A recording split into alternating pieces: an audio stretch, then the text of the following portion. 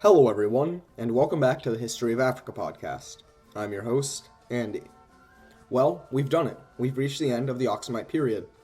Now, some people have asked me if we were planning on continuing our examination of Ethiopia past the Aksumite period, and if we would extend our reach into the Zagwe and Solomonic periods. And the answer is no, at least not for the foreseeable future.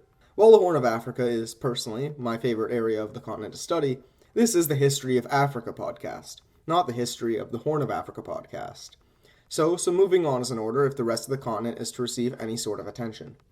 But rather than leaving you guys hanging, like I admittedly kind of did last season, I figured it would be a good idea to have a final episode to examine what happens after the fall of Aksum, and, as promised, just sort of answer any unresolved questions that you guys, the audience, have before we finally close the book on Aksum and announce our destination for Season 3 of the History of Africa podcast. Episode 30. Closing the book, and Season 3 announcement. Now, because I'm sure that this is what most of you listening care about the most, let's get the announcement part of this episode out of the way early. Now, Season 3 was determined by a vote on this podcast Patreon page, as will all future seasons, and after a very close vote, it came out to just 1 or 2 votes, it was ridiculously close, Season 3 will focus on the Ashanti Empire. This West African empire of the early modern period became the dominant power of the forests of modern Ghana, and became a military power that could go toe-to-toe with anyone. In fact, they even defeated the British Empire in not just one, but in multiple wars. So with that announced, let's move on to today's episode. Well, actually, not really. First, I want to address the weird upload schedule here. This episode isn't coming out during the normal time slot of every Monday every 2 weeks. What's with that?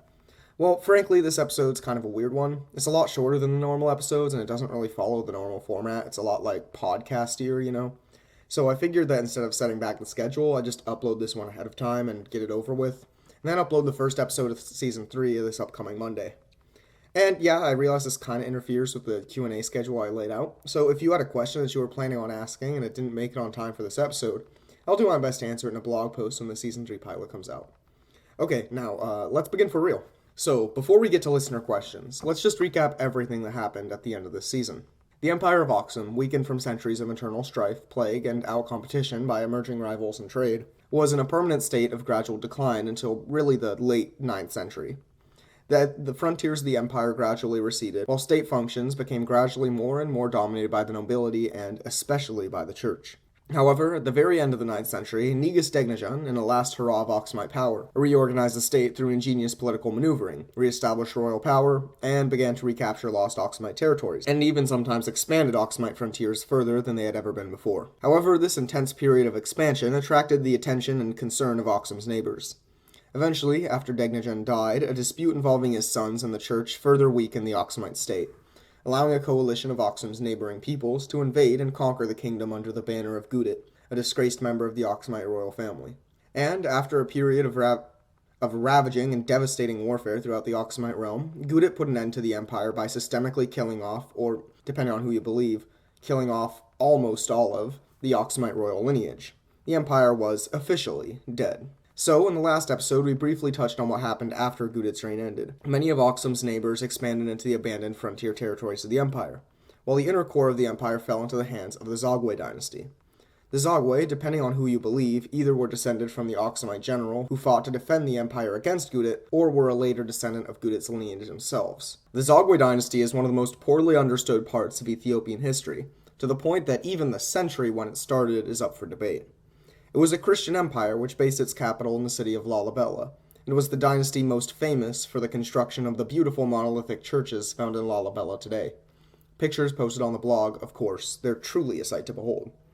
Anyways, the Zagwe dynasty was later destabilized by the rising tide of a kingdom from the south, known as Damut, not to be confused with the earlier pre-Aksumite kingdom. This empire, also poorly understood, rose sometime in the 12th century in the south of Ethiopia, and began aggressively expanding northwards into the territory of the Zagwe kingdom and the Sultanate of Showa. While Zagwe and Showa did eventually form an alliance together and defeated Damut, they were badly damaged by the conflict. Eventually, an Amhara nobleman named Yakuno Amlak, claiming descent from Delnaud, the last surviving member of the Aksumite royal dynasty, as well as the biblical king Solomon, overthrew the Zagwe dynasty and, again, depending on who you believe, either established or restored the Solomonic dynasty's control over Ethiopia in the 13th century. And while a lot has changed since then, So yeah, that's how we get from Aksum to Ethiopia in like a really generalistic, summed up way that contained like 5 different podcast seasons in it. Anyways, now let's get into some listener questions because you guys sent in some really good ones. So, thanks to everyone who submitted a question via email, Twitter, or Facebook DM. So, first we have a question from Kevin Johnson, a name that might sound familiar from his name being always thanked at the end of the show for being one of the top patrons. You're the man, Kevin. Thanks for supporting the show. Anyways, he asked a few questions actually. So, he first asked, in your opinion, why do you think there is so little knowledge of the Aksumite Empire within general world history? I noticed it from your podcast and some academic books in recent years that cover the history, but other than that, it's grossly overlooked, and I wonder why is that? Yeah, I've also wondered why that is. I mean, there's the obvious factor that non-Western history is kind of overlooked in general, but I don't think that fully explains it. Because Aksumite history is on like a whole different level of obscurity. Like, even discussions of like African history rarely mention Aksum, and like even discussions of Ethiopian history usually only briefly brush over as like, oh yeah, this kingdom used to exist. So why is that? Well, personally, I chalk it up to a few things. Like, Aksum is ancient, so it's not something that exists in historical, recent memory. So, usually people who get really into ancient history, I find, start with, like, some sort of pop historical content. And there's not a lot of pop historical content to get people interested in Aksumite history.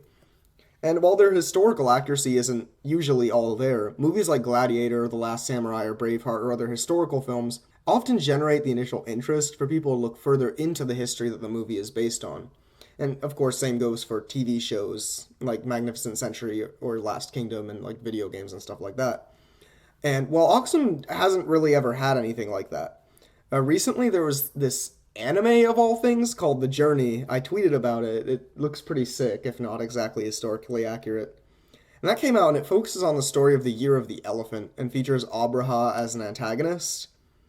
And that's like the only pop historical source I can find for Aksum, like that would get people interested in it as like an initial thing, you know. Other than that, I think that it can also in part be blamed on the political instability of Ethiopia and Eritrea over the last few decades.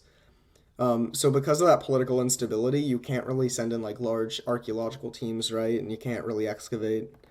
And so there's not a lot of new archaeological discoveries that can provoke new interest. So yeah, I think I'd say those are the two main reasons why it's really obscure. Also from Kevin, the next question is, what was the precise relationship that Aksum had with the Roman Empire, Byzantine Empire, and ancient China? Just curious, what were the contacts and connections that Aksum had with these global powers? Great question. I'm going to start with the end of this question with China because it's pretty straightforward. As for relations between China and Aksum, they're basically non-existent, at least according to present knowledge.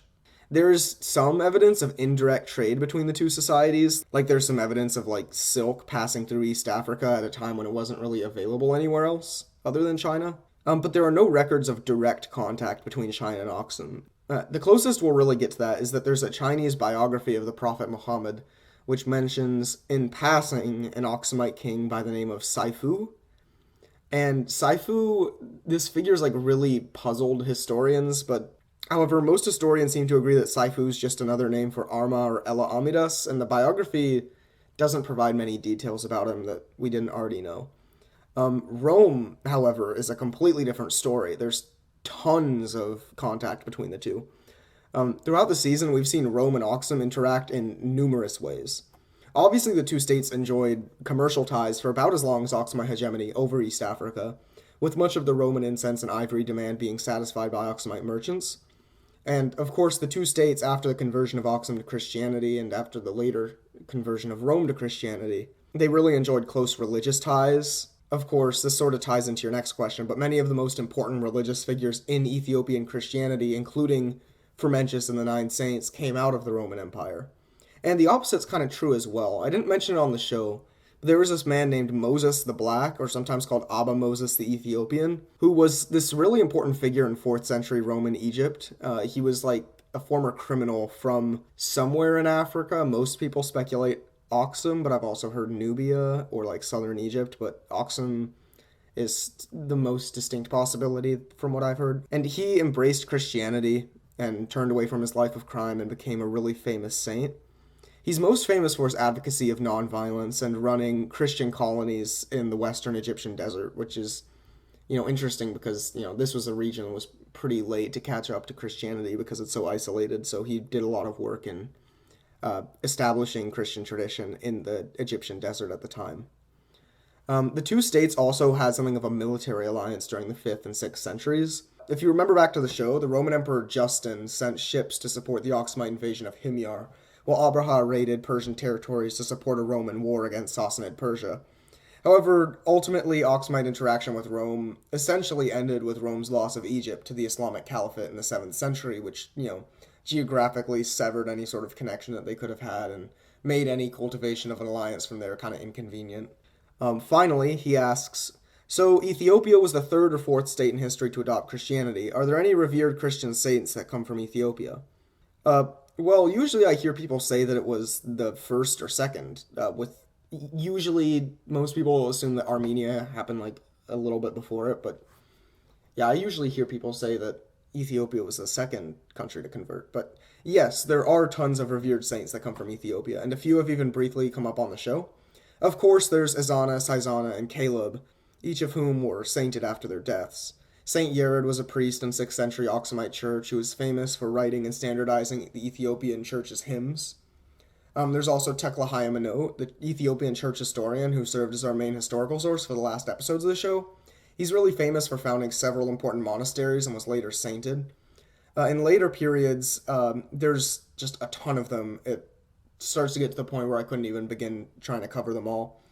In later periods, probably the most important saint from Ethiopia is Enbakom, who was a 15th century Yemeni convert who worked extensively to translate foreign Christian texts into Ge'ez and update the Ethiopian church's theology. But there's a ton. There's Ethiopian saints from the 20th century. I couldn't even begin to cover them all here. Alright, so thanks for the questions, Kevin. Now we've got 2 from a listener named Setcha. Setcha asks, first, the Aksumite expansion had been focusing towards the Arabian Peninsula. I was wondering, why didn't the Aksumites try to expand that much to other parts of the continent? Maybe towards the Horn of Africa or conquering more parts of the Nile, like Sudan. This is a really good question, Setcha. Now, Aksum did try to expand to other parts of the continents a bit. Godarat's campaigns in northern Ethiopia, Azana's war in Nubia, and Degnajan's campaigns throughout the Horn of Africa are at least some examples of Aksumite expansion in East Africa. And certainly during the back end of the empire, there's this sort of shift away from Arabia and more towards concern with East Africa itself as trade and international affairs become less important compared to just running a pretty standard agrarian economy. But yeah, it is kind of weird that most of the important Aksumite military expeditions take place across the Red Sea and not in Africa. So why? Well, I would argue that it came down mostly to economics and geography, as well as the ways that they overlap. In terms of geography, controlling both Yemen and Ethiopia would allow the Aksumites to completely control both sides of the Bab el-Mandeb, which is the short little section of ocean that connects the Red Sea and Indian Ocean. And if they control this, it basically means that they can ensure that any ships that sail between India, Egypt, Persia, or southern Africa would be subject to Aksumite taxes. Additionally, Yemen and the northern Ethiopian highlands are 2 of the only places in the world where certain types of incense-producing trees could be grown. At least at the time, meaning that controlling both regions would provide a near monopoly over this valuable resource. So between the potential economic benefits of an incense monopoly and a monopoly over control of the southern Red Sea, it's easy to see why Aksumite rulers were so concerned with conquering territories in Arabia rather than in East Africa. Thanks for the question. Setcha also asks, I'm probably missing or forgetting about it, but do we know what was Aksum's staple food? Was it wheat or something else? And do we know whether their agricultural techniques were imported from places like Egypt, or if there was a method unique to the region? Alright, good question. The staple food of Aksum and Ethiopia to this day is teff. Teff is a type of grain that's pretty similar to wheat and is the staple food of Ethiopia. It's usually either used to make beer or this type of bread called injera. Injera is kind of strange if you didn't grow up with it, but it's definitely worth trying. Imagine if someone took sourdough bread, didn't leaven it, and then stretched it really thin to the point that it looked more like a paper towel or like a bandage than bread. I'm not making this sound very appealing, but I swear to God it's really good. I was recently lucky enough to go to a trip to DC which is the city with the largest Ethiopian diaspora in the U.S. And there was this restaurant. It's actually called Injera with an E, and they had some like ridiculously good injera. It was, if you're ever in DC, go try that place. It's ridiculously good. And if by chance anyone who works at Injera is listening to this, hello, your food is delicious. I guess. Um, Sorry, if you couldn't tell, I was a little hungry when I wrote that answer. But yeah, regarding agricultural techniques, I don't know of any imported from Egypt in particular. I know that pre-Oxumite Ethiopian cities often used some southern Arabian methods of water regulation, namely like the construction of large dams. I'm not aware of any evidence, at least, that this persisted into the Oxumite period. And it kind of makes sense that not many practices were imported from Egypt or Arabia, right? Like, the climate of the Ethiopian highlands is really different from the riverbanks of Egypt or the dry scrublands of Yemen. So, you need different types of irrigation and crop management in order to farm there most efficiently. It's a lot wetter in Ethiopia, for example, and it's a lot more seasonal. Like, you get monsoon rains that are just like, you don't get anything like that in Egypt or even Arabia. So, yeah, you would need a different system. And to my knowledge, the farming system or the agricultural system that was used traditionally in Ethiopia is pretty unique to the region. So for our final question, Nathan asked, I'd like to know about the languages, both written and spoken, of Aksum. Was there a lingua franca, and does it have any direct modern linguistic descendants? Was their writing system unique or based on a Near Eastern or Egyptian model? Thanks for the question, Nathan. So, language in the Aksumite Empire is a really interesting predicament, and it's totally something worth studying. Regarding the spoken languages of the people throughout the empire, it varied a lot by region and by era. In the northern cities of the empire, including Aksum itself, the primary language of conversation and writing was Ge'ez, which is a Semitic language indigenous to northern Ethiopia. In writing, Ge'ez used a unique script that has since been used to write many of the modern languages of Ethiopia. If you look at like modern day Amharic or Tigrinya, like you'll see that script, that is Ge'ez. Sort of like how English uses the Latin script. Now, the Ge'ez writing system is based on an ancient Southern Arabian writing system, which, if you go back far enough, is itself a descendant of Egyptian hieroglyphs. So I guess technically, if you go back really far, it is based on both a Near Eastern and an Egyptian model, because the Near Eastern model is based on the Egyptian model of writing. So yeah, like if you go back really far, then yes. But yeah, its most direct relative would be the writing of Southern Arabia, which isn't like the modern Arabic script, it's a unique thing. In terms of modern linguistic descendants, classical Ge'ez doesn't have any direct descendants, but it does have a lot of indirect descendants, and it's left an impact on many contemporary languages. The closest thing to a direct descendant are the Semitic languages of the northern highlands, namely Tigrinya and also Dahalik, which is spoken in the Dalek Islands. Yeah, in these languages, Ge'ez vocabulary is pretty pronounced. It's like 2/3 or more of the vocabulary in Tigrinya comes from Ge'ez. And to a lesser extent, some Ge'ez vocabulary also persists in other Ethiopian languages that existed in the Aksumite Empire, like Amharic, Aga, and Harari. While the Ge'ez language isn't spoken commonly today, it is still around. Like, people still speak it as a liturgical language in Ethiopian and Eritrean Christianity and Beta Israelite Judaism, sort of like how the Catholic Church still uses Latin. Oh, and of course, outside of the cities in the north, people usually spoke the whatever local language, including the ancestors of the previously mentioned Amharic, Aga, and Harari. So yeah, basically, Ge'ez was the lingua franca of the empire, you could say. However, foreign visitors usually didn't speak Ge'ez or a local language. They would just continue to speak their native tongue. So especially in the empire's main port city of Adulis, it was common to hear not only Ge'ez, but also Greek, Persian, and Arabian and Indian languages from merchants and visitors. In fact, many of the empire's early proclamations are written in multiple languages, which reflects the multilingual nature of life in the cosmopolitan city of Adulis. So to sum up in a more coherent way, the lingua franca of the Aksumite Empire was Ge'ez, an indigenous language that was strongly influenced by the writing systems of southern Arabia. However, if you took a trip back in time to ancient Aksum, you'd probably see and hear some other languages too, like Greek and Persian and Sabaean and some Indian languages in the big cities, as well as early versions of Aga, Tigrinya, and Amharic in the countryside. Ge'ez has no direct descendants, but has a strong influence on many Ethiopian languages, especially Tigrinya. And that's all I've got time to answer. If you submitted a question and it wasn't in here, it's probably because it was pretty similar to one of the ones that I answered. So I hope that, like, in an indirect way, I kind of got to the point that you were asking about. Anyways, that concludes our season on Oxen. I hope you guys are excited to refocus towards West Africa when we begin our new season on Ashanti this Monday. And of course, thank you to everyone who helped in the creation of this episode. Thank you to my friend Devon for providing the male voices this season, as well as to my girlfriend for providing the voice of Gudit. Also, thanks to the numerous people who support the show on Patreon. The show wouldn't function without you. Thanks also to a certain professor for helping me with the research on some specific challenging issues on this podcast. I really appreciate you going out of your way to do that. Oh, and of course, special thanks to the top patrons who pledge at $10 or more each month. Raul Kanakia, Ayo Fagbamie, Aaron L., and Kevin Johnson. Thank you so much.